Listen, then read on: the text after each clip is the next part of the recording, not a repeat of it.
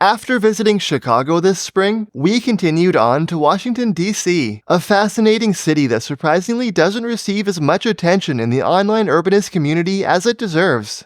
We already made a video talking about the trade-offs and consequences of the height limit, but there's a lot more that's interesting and unique about the urbanism of the US capital.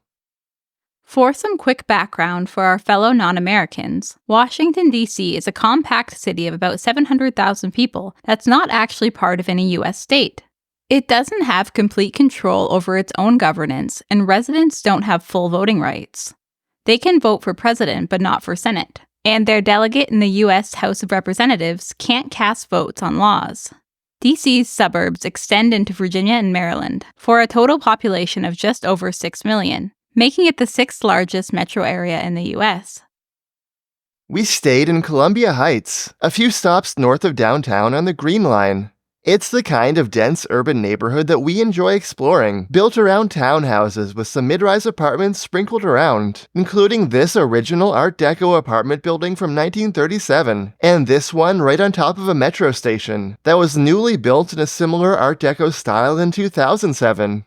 We also spent some time in the nearby neighborhood of Adams Morgan, or ADMO, the city's center of counterculture in the 1960s, DC's smaller equivalent of Haight-Ashbury in San Francisco.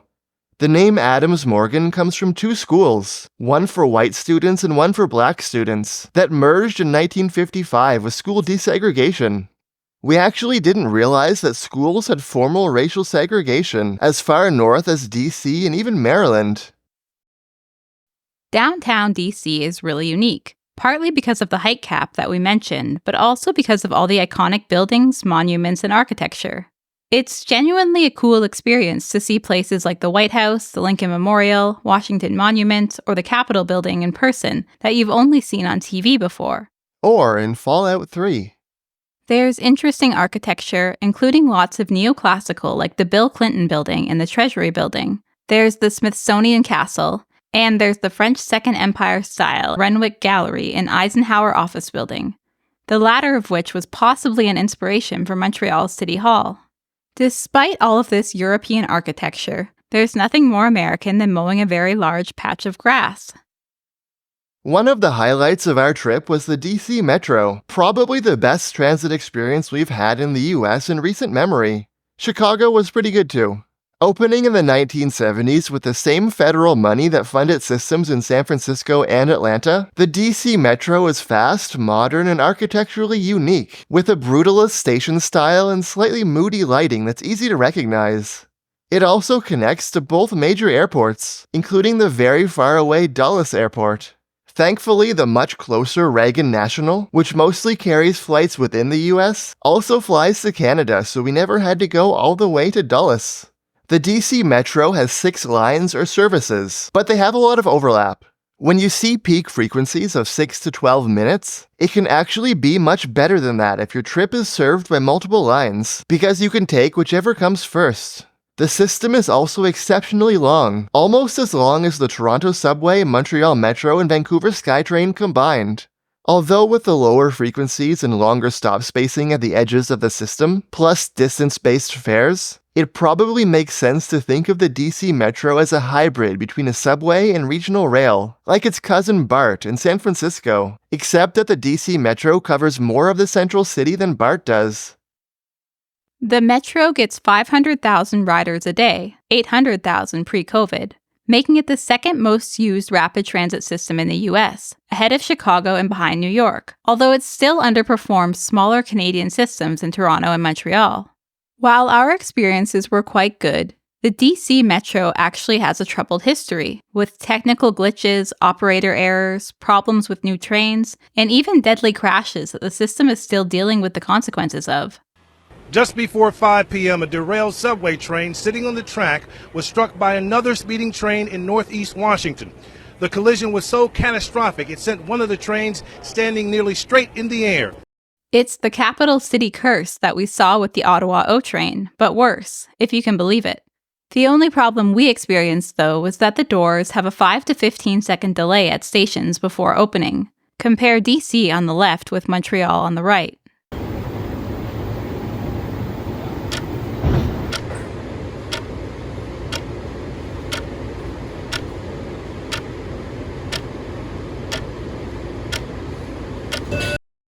It might not sound like a lot, but it can add up to multiple minutes of wasted time each day, depending on how long your commute is.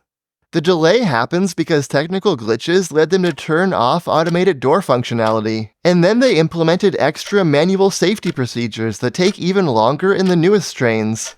Fortunately, they're in the process of bringing back the faster automated door functionality, but it was interesting searching up the history and finding people who thought the door delay was no big deal. Y'all sure do find anything to complain about. I don't think it's necessarily a nuisance. If anything, I think it's nice. This was a lesson in how every city has these unique annoyances that you get used to as a resident, but that really stand out to a visitor. It made us think about the equivalents in our city, and the answer has to be needing multiple transit cards to load certain fare zone combinations. Or outside of transit, having rental leases set up so that most people move on the same day each year, July 1st. This seems totally normal if you grew up here, but coming from elsewhere, it's a little weird. We also spent part of a rainy day exploring Georgetown, a historic and wealthy neighborhood in the west of the city. We are honestly conflicted about neighborhoods like this and the strict historic preservation that keeps them like they are. On one hand, we appreciate old buildings and find the streetscapes very quaint and pleasant, and we'd be lying if we said we didn't understand the instinct that says, don't change this place, it's nice the way it is. On the other hand, it has by far the most expensive housing in the city, and part of the reason it's so wealthy and exclusive is that housing supply is locked down. What good are carefully preserved streetscapes and buildings if regular people can't afford to live there? We're not going to solve the contradictions and trade-offs around historic preservation here, but it's interesting to think about one big blind spot of historical preservation: cars.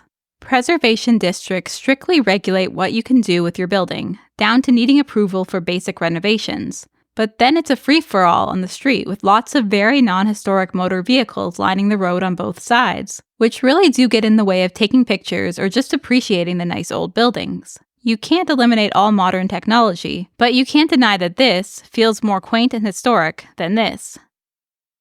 We also visited Capitol Hill, a neighborhood east of the U.S. Capitol building, where we noticed a lot of pedestrian and cycling improvements, like daylighting for better visibility at intersections, raised crosswalks, larger pedestrian islands, and of course bike lanes. Take a look at this intersection before and after. Flex posts aren't as effective or permanent as concrete, but it's still a really big improvement to visually narrow the road and increase visibility at the intersection. In 2019, DC actually had the third lowest traffic fatality rate of any US city with a population over 500,000, behind only Boston and New York. DC's traffic fatality rates are still elevated compared to Asian, European, and even Canadian cities, and it still has a way to go on bike infrastructure, like pretty much everywhere in North America. But being a dense urban environment gives it an advantage on traffic safety, and continuing to implement pedestrian and cycling improvements like this can help bring down fatalities even more. We didn't do any cycling in DC itself, but we did see lots of pretty good bike corridors like this one beside DC Union Station, and this one on G Street heading towards the White House. One major highlight was the Metropolitan Branch Trail, an elevated multi-use pathway that runs along a rail corridor just north of Union Station. There really is a lot of good bike infrastructure going up in US cities that flies under the radar because it's typically only covered in local outlets and not on YouTube, the only platform that really matters. A lot of this didn't exist just a few years ago, and if you haven't visited in a while, your perspective on the city might be out of date. There's even a bicycle entrance for the outer security perimeter of the White House. As always, not all bike infrastructure was good. We saw some painted bike lanes. We also saw the center running bike lane on Virginia Avenue and Pennsylvania Avenue. This design is rare and a little weird.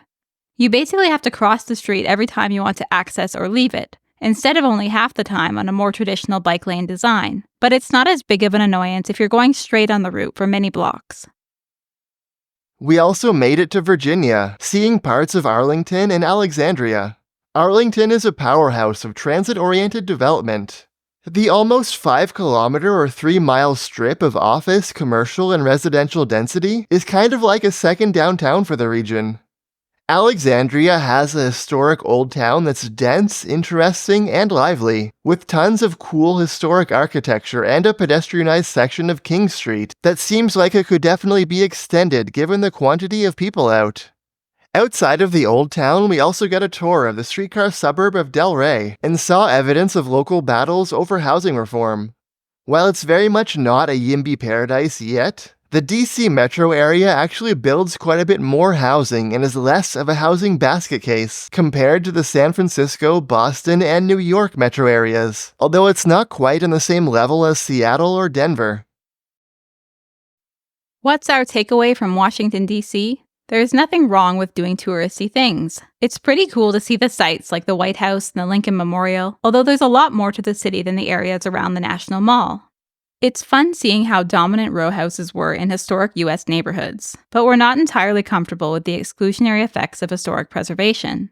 The DC Metro is one of the best transit experiences in America, but it's kind of hilarious seeing people defend local oddities like the door delay. U.S. cities have implemented a lot of cycling and pedestrian improvements that you might not have seen if you haven't visited recently.